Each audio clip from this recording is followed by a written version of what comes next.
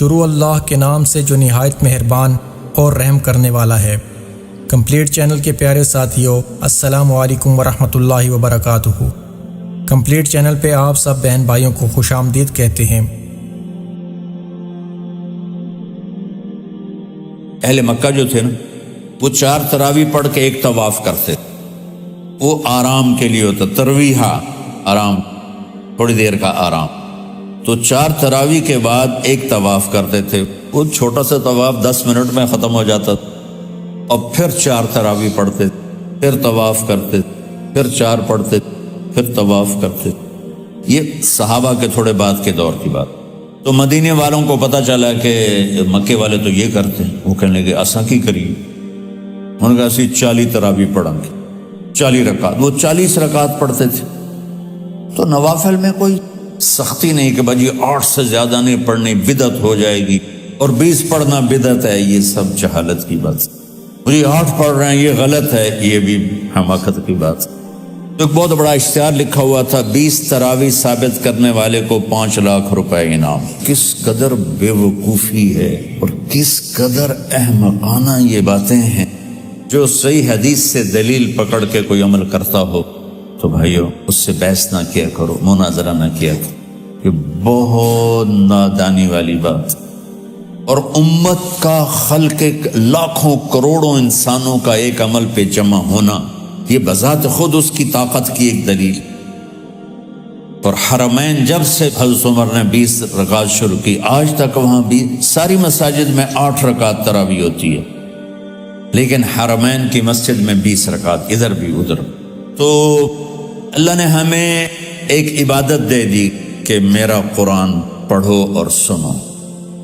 اللہ نے ہمیں رات کی نماز عطا فرمائی، اور چونکہ یہ ایک مشقت ہے تو میرے نبی نے کہا رات کی نماز کے ہر سجدے پر 1500 نیکی لکھی جاتی، 1500 نیکی لکھی جاتی۔ اور اللہ تعالیٰ ہر سجدے پر جنت میں ایک محل بناتا ہے جس کے 60,000 سونے چاندی کے دروازے ہوتے، اور ایک درخت اس کے لیے لگاتا ہے جس کے نیچے 100 سال گھوڑا دوڑ سکتا ہے۔ میرے نبی کے زمانے میں اسے قیام اللیل کہا جاتا تھا، جس کو ہم آج صلاۃ التراویح کہتے ہیں۔ صحابہ کے دور میں اس نماز کا نام تھا قیام اللیل۔ اس لیے حضرت عائشہ رضی اللہ تعالیٰ عنہ کی روایت ہے جس سے 8 رکعت والے حضرات استدلال کرتے ہیں کہ رمضان اور غیر رمضان میں آپ نے 11 رکعت سے زیادہ نماز نہیں پڑھی۔ ایک ضعیف روایت میں ہے کہ آپ نے 3 دن پڑھائی نماز، یہ تو صحیح روایت ہے۔ کتنی رکعت پڑھائی؟ تو ایک ضعیف روایت میں ہے کہ 20 رکعت پڑھائی۔ اچھا، ضعیف روایت سے عبادت ثابت نہیں ہو سکتی، حکم شرعی۔ اب میرے نبی کے دور میں 3 دن کے بعد آپ تو آئے نہیں کہ کہیں فرض نہ ہو جائے، تو صحابہ اپنے طور پر قرآن سنتے تھے ٹولیوں میں۔ حضرت عمر رضی اللہ عنہ کے زمانے میں حکومت مضبوط ہو گئی، تو چند سالوں کے بعد اب مسجد میں تشریف لائے تو لوگ اس طرح 4 ادھر 4 ادھر 5 ادھر 10 ادھر 20 ادھر، کہنے لگے ان کو ایک امام پہ جمع کر دیا جائے تو کتنا اچھا ہوگا۔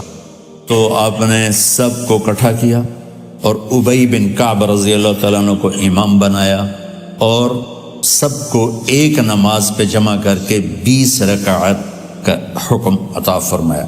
تو حضرت عمر کا یہ عمل اس حدیث کو مضبوط کر دیتا ہے کہ چونکہ میرے نبی نے کہا علیکم بسنتی و سنت الخلفاء الراشدین من بعدی، کہ میری اور میرے خلفاء راشدین کی سنت پر مضبوطی سے عمل کرنا۔ تو حضرت عمر کا جو 20 رکعت طے کرنا ہے، اگر ان کا اپنا اجتہاد ہے تو بھی ہمارے لیے عمل کے لیے کافی ہے، اور اگر ان کو یہ یاد ہے کہ میرے نبی نے 20 پڑھی تھیں تو اور زیادہ اچھی بات ہے۔ لیکن بہرحال جو 8 پڑھتا ہے ہمارا اس پہ بھی کوئی اعتراض نہیں، کیونکہ وہ بھی حدیث کے ساتھ بات کرتا ہے، اور باقی پوری امت 20 پڑھتی ہے، ان پر بھی کوئی اعتراض نہیں۔